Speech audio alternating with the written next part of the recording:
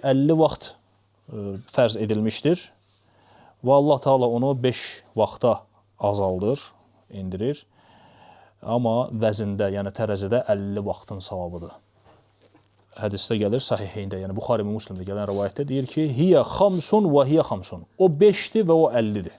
Nə deməkdir? 5 vaxt cəhətdən 5-dir, savab cəhətdən 50-dir. Yəni 5 vaxt namaz qılan insan 50 vaxt namazın savabını alır. Elə bir ibadətdir ki, bütün peyğəmbərlərin şəriətlərində olub namaz. Bütün peyğəmbərlər namaz qılıb. Və Allah Teala elə bir peyğəmbər göndərməyib ki, o namaz qılmasın. Və sonra təbii ki, buna dəlillər var Quran-ı Kərimdən. İxtisar etmək üçün o ayətləri oxumuram. Elə bir ibadətdir ki, ilk öncə qiyamət günü soruşulacaq əməldir, namaz. Allah Resulü sallallahu aleyhi və səlləm buyurur ki, qulun ilk hesaba çəkiləcəyi namazıdır, deyir. Əgər namazı doğru olarsa, artıq uğur qazandı, nicat tapdı.